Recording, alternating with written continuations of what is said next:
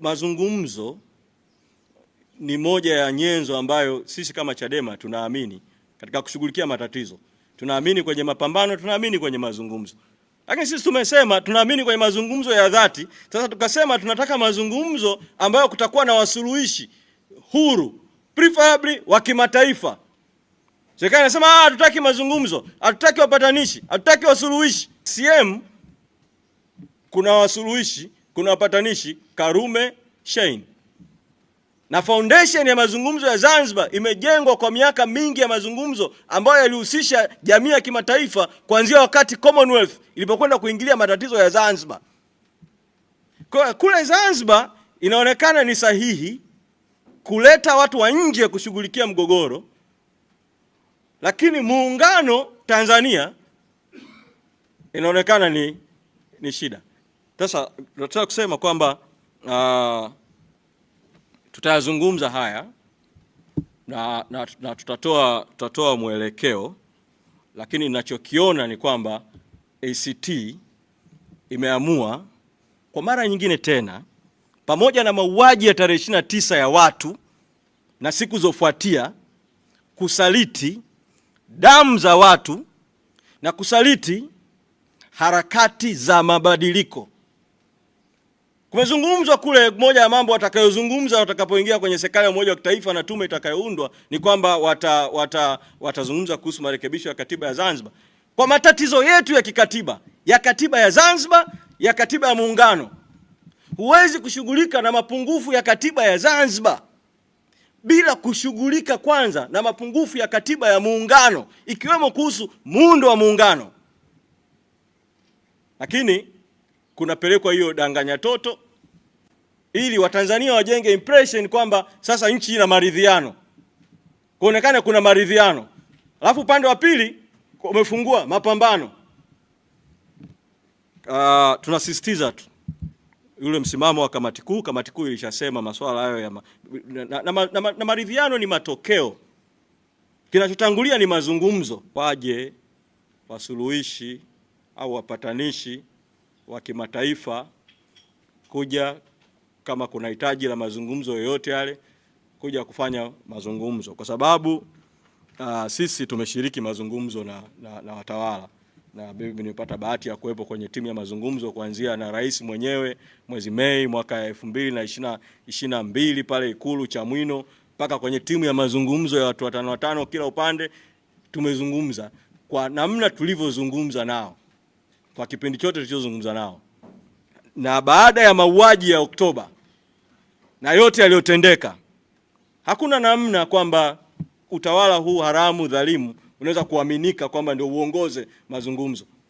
Kwa hilo ndio naweza kusema katika hatua hii. Kwa hiyo tunasisitiza tu kwamba tutaendelea na mapambano, lakini milango yetu iko wazi kwa mazungumzo ambayo yatakuwa mazungumzo ya haki. Kwa kweli nashangaa sana. Mnyika ni kijana kiongozi, naamini anajua kwamba anachokifanya si kweli, na anachokisema anadanganya. Kwanza, hatujawahi kuwa na makubaliano ya pamoja ya vyama juu ya hatua gani tunazopaswa kuzichukua baada ya pale, isipokuwa tumewahi kuwa na makubaliano ya kimaoni kwamba sote tunaona kwamba kuna tatizo lililokuwepo na kwamba kuna hatua zinapaswa kuchukuliwa. Lakini chama chetu kimefanya jitihada mara kadhaa za kuwaandikia wenzetu wakiwemo Chadema kutaka kujenga uelewa wa pamoja juu ya jambo hili na kutazama namna gani ya pamoja ya kutoka hapa tulipo kwenda mbele. Na yeye ndio katibu mkuu wa Chadema. Hajawahi kujibu, hajawahi kutoa opinioni zake. Viongozi wetu wamekwenda mara kadhaa tumekuwa tukiwaandikia Chadema, lakini hata kwenda kukutana na viongozi. Tulifanya hivi mara baada ya uchaguzi wa serikali za mitaa mwaka 2024. Tulimwandikia katibu mkuu wa Chadema kumuonesha kwamba kwa mwenendo huu wa demokrasia ulivyo nchini na hali ya mambo ilivyo, kama hatutokuwa na mkakati wa pamoja, tunakwenda kushuhudia kifo kingine cha demokrasia na hali pengine kuwa mbaya zaidi kwenye uchaguzi wa mwaka 2025. Barua hiyo haikujibiwa na Mnyika. Haikujibiwa, na wala hawakuwahi kufanya jitihada wao. Kwa sababu nyakati nyingine wamekuwa wakisikika wakisema kwamba inaonekana sisi tunataka kuwaongoza wao. Lakini hata wao wanaotaka kutuongoza, tujalie wao wanataka kutuongoza sie, hawajawahi kutuita ili tusikie wanachofikiri, tujadiliane na tuwe na mwelekeo wa pamoja. Badala yake huibuka majukwani na kuanza kusema kama tumesaliti maamuzi ya vikao vyao. Sisi sio Chadema. Hiki ni chama kinachojitegemea, kinafanya, na pale kinapoona maamuzi yake ni bora yashirikishe wadau wengine, huwaandikia hao wadau. Na sio kuwaeleza maamuzi yake, kuwataka tukutane pamoja, tujenge uelekeo wa pamoja, na hivi ndivyo uongozi unavyopaswa kuwa. Viongozi wetu baada ya hapo wawili, ndugu Ismail Jussa, makamu mwenyekiti Zanzibar, katibu mkuu ndugu Ado Shaib, walikwenda kuwatembelea, kwenda kukutana na ndugu Tundu Lissu kabla ya uchaguzi, na mazungumzo yalikuwa wazi kwamba ni muhimu kukutana na kutengeneza forum ya pamoja kuona tunakwendaje mbele. Na Mnyika anajua kwa sababu ilikuwa public. Watu wote walijua kwamba viongozi walikwenda. Hakuna jitihada zote ambazo ziliwahi kufanyika. Lakini baada ya uchaguzi wa mwaka baada ya matukio ya mwaka 2025 Oktoba, kiongozi wetu wa chama ndugu Dorothy Chemu amemtembelea makamu mwenyekiti ndugu Heche hivi sasa, kwenda kuzungumza naye na kumuonesha kwamba ni muhimu kujenga uelewa wa pamoja, kutengeneza mikakati ya pamoja na kuona tunatokaje, kwa sababu hali hii ni ngumu, inahitaji nguvu ya pamoja. Akasema ni sawa, tutalitafakari na tutaona namna tunavyokutana pamoja. Hawakufanya hivyo. Mwenyekiti wetu wa chama tulipoitisha kongamano la kitaifa, mjadala wa kitaifa pale Serena, tuliwaandikia kuomba washiriki ili kupata maoni yao, tuone tunatokaje pamoja. Hawakuja. Mwenyekiti wetu wa chama alipoanza ziara kuwatembelea wadau, mmoja kati ya wadau ambao aliwaandikia kutaka kukutana nao ili azungumze nao, tupate maoni ya pamoja, tutengeneze uongozi wa pamoja kutoka hapa tulipo kwenda mbele, tuliwaandikia Chadema na walisema wako tayari. Siku moja kabla ya ziara wakasema wamepata dharura, hawawezi kukutana na mwenyekiti wetu wa chama taifa. Kwa hiyo ukiniuliza mimi, kama sio kuchelea kwamba migogoro miongoni mwetu inaweza kuwa tu inakinufaisha Chama cha Mapinduzi, ningeweza kusema wazi kwamba Mnyika anafanya kazi hii kwa niaba ya Chama cha Mapinduzi na sio kwa niaba ya harakati ya ukombozi wa nchi yetu. Amefanya hivi alivyokuwa Kilwa, akaanza kushambulia chama chetu na kusema kwamba Maalim alijutia kuja ACT Wazalendo, mambo ambayo hata mke wa Maalim hayajui, lakini yeye Mnyika anasema alikuwa anayajua. Lakini pia juzi anakurupuka anasema kwamba anasema ACT wamesaliti. Tumesaliti nini? Tumetaka tukutane tujenge uelekeo wa pamoja. Tumetaka tukutane tuzungumze, tuone tunawezaje kutoka hapa kwenda mbele. Yeye ndio katibu mkuu, mara zote amepata barua kutoka kwetu, mara zote tumefanya mawasiliano na ofisi yake ili kutaka kujenga uelekeo. Hajajibu na wala hajawahi kuwasiliana na chama chetu, zaidi ya kuja kutokwa na maneno mbele ya vyombo vya habari na kusema maneno ambayo kimsingi hayanufaishi chama chake, hayakinufaishi chama chetu. Tukikubali kuingia kwenye mgogoro huo kati ya sisi na Chadema, ambao mara nyingi ndugu zetu wamekuwa wakijaribu kuja bila ushahidi, kutoa matuhuma, kutoa matamko mbalimbali dhidi ya chama chetu, kwa kweli mwisho wa siku hauoni kama wanufaika watakuwa ni hii struggle ya opposition. Hii struggle ya opposition inahitaji kuunganisha nguvu za pamoja. Hii ni struggle inayohitaji kuunganisha wadau pamoja. Na mdau atakayekataa hiyo jitihada ndio anayeweza kuitwa kwamba ni msaliti. ACT Wazalendo mara zote tumewaandikia ndugu zetu hao na kuwa tayari kushirikiana nao ili tutoke hapa tulipo tuweze kwenda mbele. Kwa hiyo mimi nitoe wito kwa Chadema na hasa ndugu yangu Mnyika. Najua anao uwezo, ikiwa hakuwa na ufafanuzi wa kutosha, pengine hajaelewa baada ya kusikiliza kilichotokea Zanzibar, anao uwezo wa kuwasiliana na viongozi wenzake kumpa ufafanuzi na hata kutoa maoni yake katika yale ambayo anaona sio sawa sawa. Lakini anasema moja kati ya vigezo anavyotumia kupima kwamba ni usaliti kujadili masuala ya katiba ya Zanzibar huku tukiacha masuala ya katiba ya Tanzania bara ni kituko kabisa. Tena kufanywa na mtu ambaye angalau ana skills ndogo za sheria.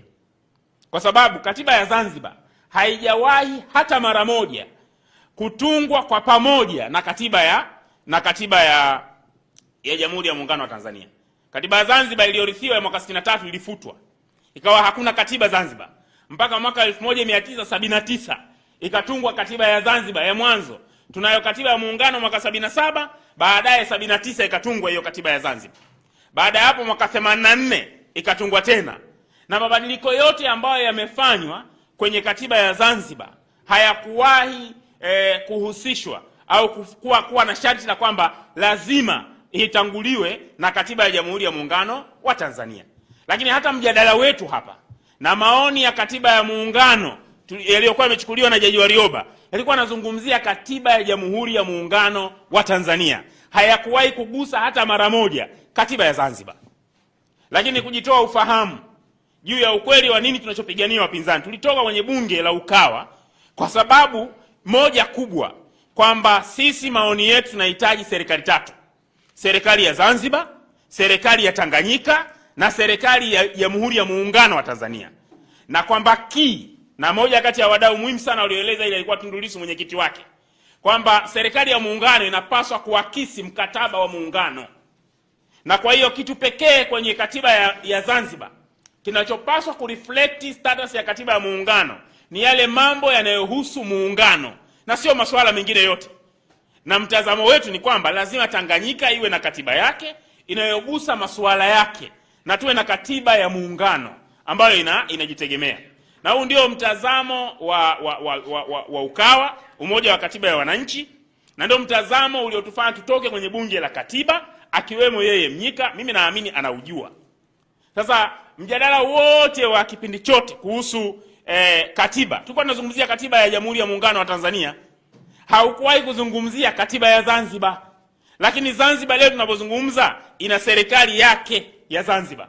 Na wao wamekuwa ni wadau muhimu wa kuonesha kwamba mbona Zanzibar ina serikali yake, Tanganyika haina serikali yake. Ina bunge lake, ina rais wake, ina shughuli zake ambazo zinaendelea. Haya ni mambo yanayohusu Zanzibar. Zanzibar ilifanyika mauaji mwaka 2001. Hayakufanyika huku Tanganyika. Na tulipotatua tatizo la Zanzibar halikuwa linasubiri ridhaa ya Watanganyika ndio mtatue tatizo la Zanzibar. Na haya ndio mambo, ndio uhalisia wa mambo. Kwa hiyo kuja kuibuka na tuhuma hizi, mimi nadhani kwa sababu hakuwa na hoja ya msingi ya kubeba tuhuma zake, ndio maana akaibuka na jambo ambalo yani halieleweki kimantiki, halieleweki kihistoria, halijawahi kuwa sehemu ya mjadala wa mahali popote katika siasa za nchi yetu, kwamba Wazanzibari wakitaka kuandika katiba wanatakiwa wasubiri kwanza katiba ya muungano. Isipokuwa inaweza tu kuakisi jambo moja, kwamba chama chake hakina ushawishi Zanzibar, hakijui hali halisi ya Zanzibar. Na sisi sasa, kwa sababu sisi tupo pia bara, basi ni muhimu akitaka kuyajua ya Zanzibar aje ACT Wazalendo, tutamueleza kwa sababu tumeishi struggle ya Wazanzibari, tunaijua na tunafahamu nini Wazanzibari wanakipigania. Mimi nadhani ili uwe msaliti, pengine ndugu yangu Mnyika, ingekuwa sisi ni wajumbe wa kikao chao cha kamati kuu kule Kigoma, basi tukaja huku tukasema yasiyokuwa yamezungumza Kigoma, hapo angeweza kusema sisi ni wasaliti. Labda nimkumbushe tu kwamba sisi hatukuwepo Kigoma. Kwa hiyo watafute wasaliti wa ndani ya chama chake, lakini ACT Wazalendo tumemwandikia mara nyingi kutaka uelekeo wa pamoja, tujenge harakati hizi na tutoke hapa tulipo tuende mbele. Na tumekumbusha mara zote, sio kwa maslahi ya siasa za upinzani Tanzania, migogoro miongoni mwa vyama vya siasa vya upinzani. Na chama chochote kinachojihisi ni kikubwa cha upinzani hapa Tanzania, wajibu wake namba moja ni kuunganisha wadau wote wanaopigania harakati za kukabiliana na chama dola, Chama cha Mapinduzi. Na hiyo ndio struggle tunayoitaka. Hataki ukubwa wa kwamba ukisema wewe basi watu wengine wawe wanaweza tu kuitikia. Hapana. Tunadhani ni muhimu jambo hilo, na ndio maana sisi tumewaheshimu mara zote, tumeheshimu position yao ya struggle, na tunadhani ni muhimu kuona namna gani tunaweza kushirikiana toke hapa tulipo tuende mbele. Isipokuwa hizi ni nchi mbili tofauti. Na ndio maana tunapigania uwepo wa serikali tatu, kwamba tunayo Tanganyika na ina mambo yake Tanganyika. Kwa hiyo na kile kilichotokea kwenye Jamhuri ya Muungano wa Tanzania kwa sehemu kubwa kimetokea Tanganyika. Na tunataka kuona kwamba hatua zinachukuliwa.